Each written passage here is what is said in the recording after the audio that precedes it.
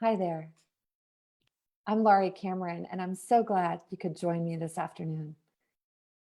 It's really some amazing, difficult, and challenging times we're all in together.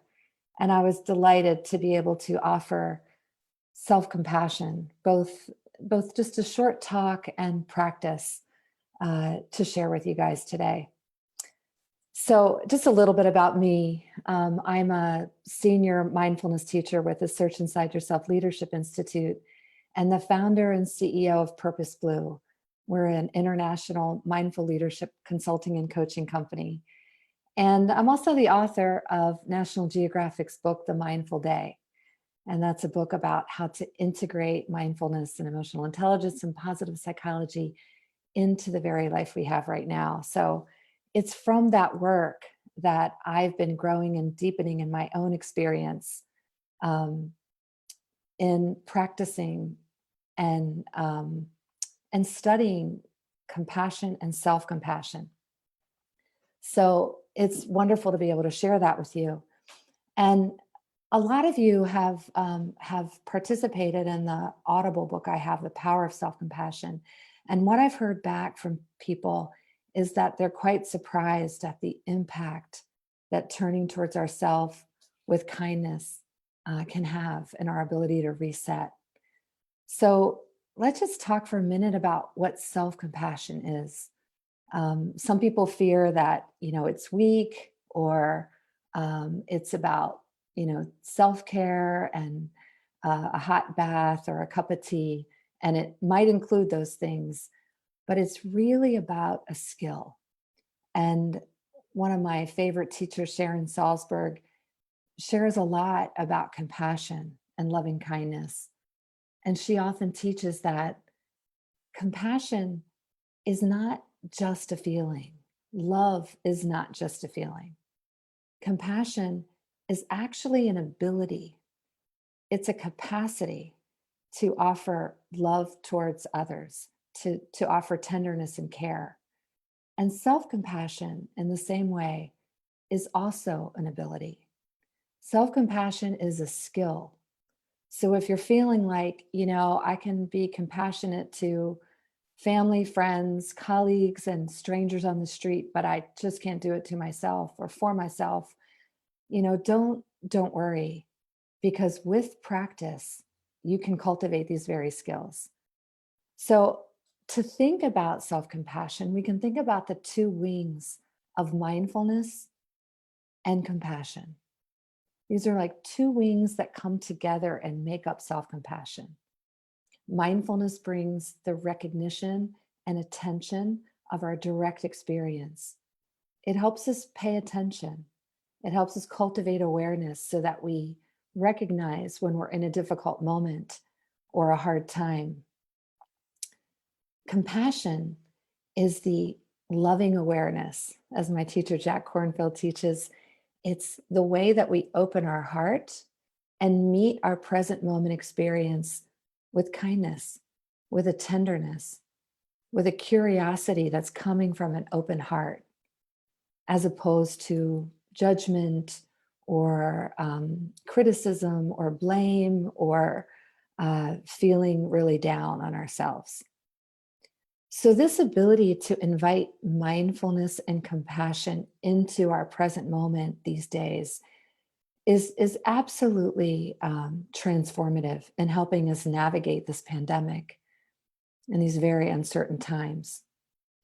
Just last week, I had a difficult experience of my own. I had been working with a client over some months, myself and my team, to put together a framework for a large-scale mindful leadership development engagement.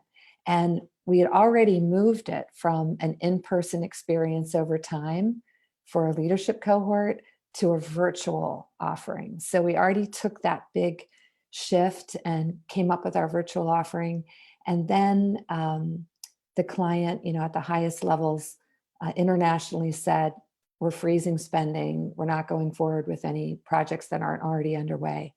So in a phone call, I got the word that this wasn't going to go forward. And that was really difficult because I'd already experienced 3 or 4 weeks at that point of all of our programs and keynotes and workshops and events all being moved, either postponed or canceled, because I do a lot of in-person work. And so I was already on this uncertain and shaky ground with my company. And then getting that news was really tough. And what helped me through that was recognizing, actually almost stepping out and accessing the view of my situation, engaging with the witnessing observer of what I was experiencing. And that's what mindfulness teaches us to do. And I practice self compassion in that moment, in that evening after the call, and for the next few days, which really helped me re engage. It really helped me shift my state with my team so I could lead effectively and also move forward to find new ways of serving our community, new ways of serving our clients. And I'll be happy to share that many of those opportunities are now underway. So the 3 parts of self-compassion that helped me was mindfulness, as I talked about, witnessing and recognizing the experience. The second part, and this is from Kristen Neff's model, is common humanity. And I recognized I am not alone in this by far. There are people and companies and firms around the world that are experiencing uncertainty when looking at their revenue or their income or their pipeline or their future. And resting in the knowledge that I'm not alone, it shifts me out of a small self way of thinking into something much larger. So that's a really key step, step 2. And then step 3 that Kristen Neff teaches is self-kindness. And this is where we make the U-turn with compassion. We turn the open heart that we're often so able to give towards others to ourselves. And we can meet ourselves as we would a friend. So self-compassion is the ability and the skill to recognize when we're in a difficult moment, to connect to the truth that we're all interconnected, that we're living a shared human experience, that we're not alone.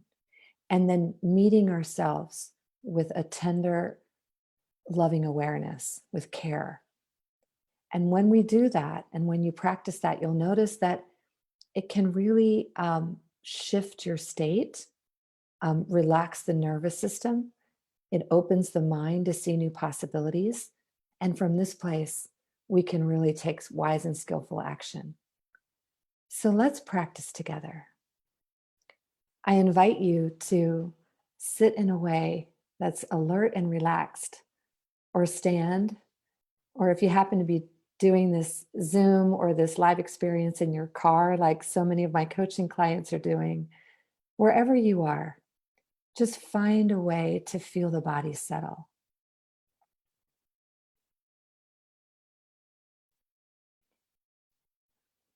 Feeling your feet contacting the floor.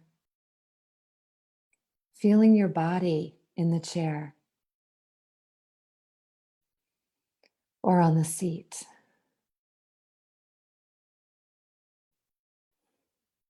And bringing attention to breathing.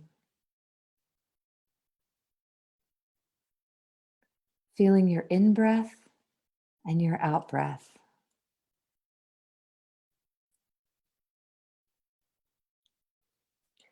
Be aware of the sensations in your body. You're just kind of scanning, dropping inward. You can close your eyes if you like, if it's safe where you are, or just simply gaze downward. And just scanning the body, arriving here in the body. And now I invite you to think of a situation that you might be experiencing in your life right now. Something challenging or difficult. Maybe there's an anxiety or a fear that keeps coming up or keeping you awake at night. It might be something at work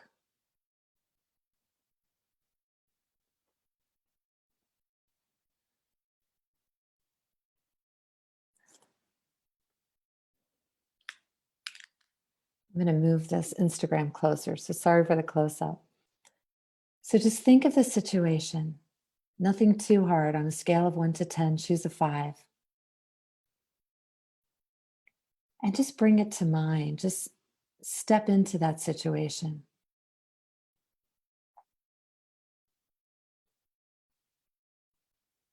See yourself there. Tune in with your senses, noticing any sights or sounds. So you're really bringing it to mind.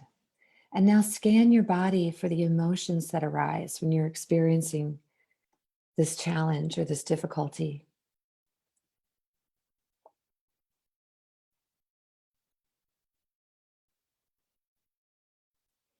As you notice unease in the body, think about where you feel that. You can even put a hand on the place in your body where you feel the unease or discomfort.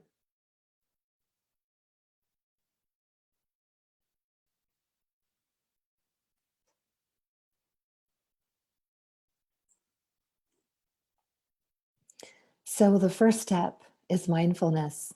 You can say to yourself, this is hard. This is difficult right now. Or, oh, wow, this is stressful. So we're naming, acknowledging the difficulty. And the next step, you'll connect with common humanity. You can say to yourself, I'm not alone. I'm not the only one experiencing whatever it might be. If it's job loss, fear, illness, loneliness, it might be grief, missing out on some things you planned or are looking forward to, or missing people. Naming it is helpful, and remembering that we're all in this together. This is part of being human in the global pandemic we're experiencing.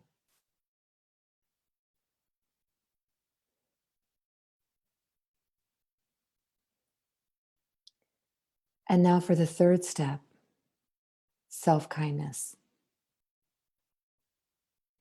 In this step, you offer yourself words of care and kindness. One way to do that is asking yourself, what do you need right now? What do you need right now? What will best serve in this situation?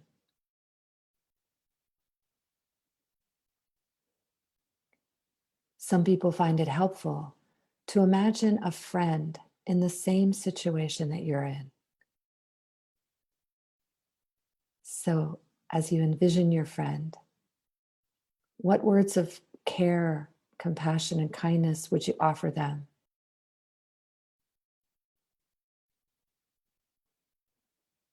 Think about the message that comes up that you would offer your friend in this situation. Allow that to arise.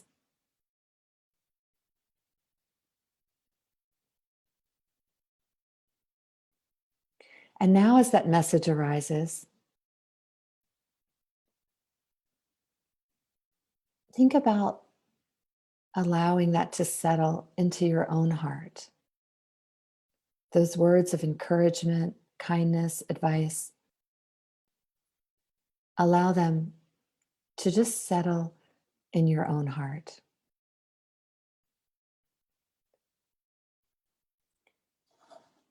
You might offer words for yourself like, what do you need right now? Or may I be safe? May I be healthy? May I have the resources and support that I need? May I have the courage and strength to take effective action? You might notice, if you can see me live, that I've got my hand on my chest. So I encourage you to do that when you practice self compassion. The weight of the hand taps into that pharmacy in our own bodies. It releases neurotransmitters. It releases oxytocin, which is a soothing neurotransmitter. And it really helps us to attend and befriend whatever it is we're experiencing in the moment. So, mindfulness, common humanity, self kindness, and using a physical gesture, these are all evidence based strategies that help us meet difficult moments and uncertain times with kindness. So, as we come to the close of this meditation, I invite you to deepen attention, dropping in even further, 10% more, deepening attention to this moment.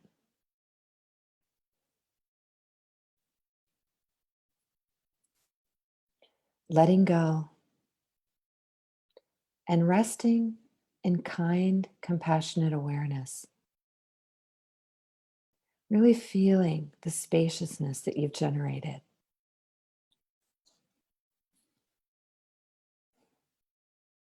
And now, redirect your attention to something good, something pleasant or beautiful, something that brings you joy. Just bring that to mind. We can close with a moment of gratitude. As Thich Nhat Hanh teaches, when we deliberately direct attention in the moment, we can always find seeds of happiness. And we can water the seeds of happiness, or we can water the seeds of worry and anxiety. So in this moment, we're watering the seeds of gratitude. Just thinking what we're really grateful for today.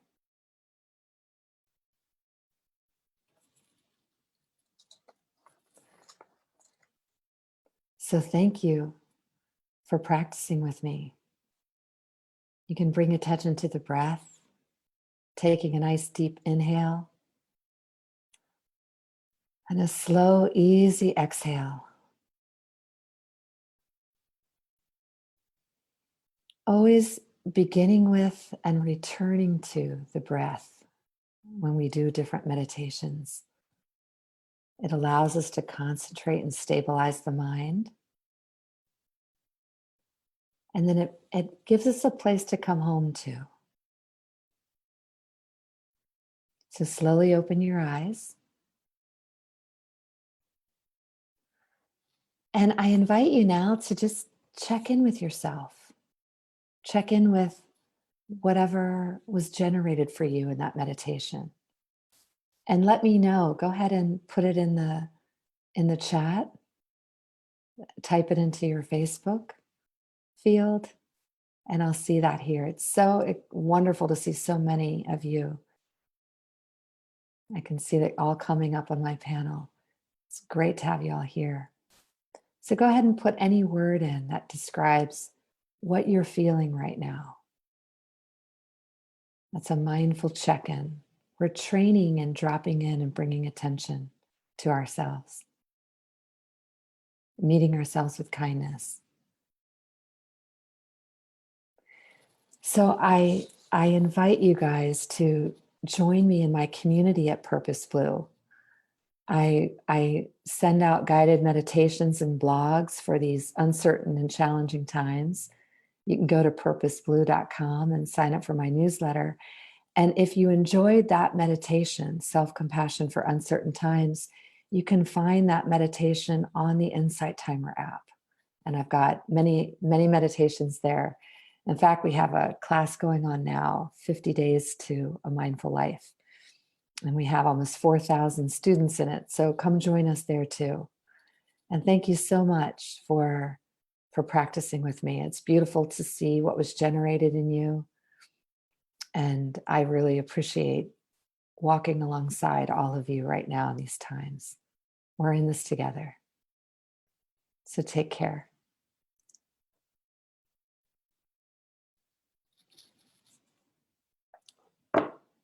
and may you be well.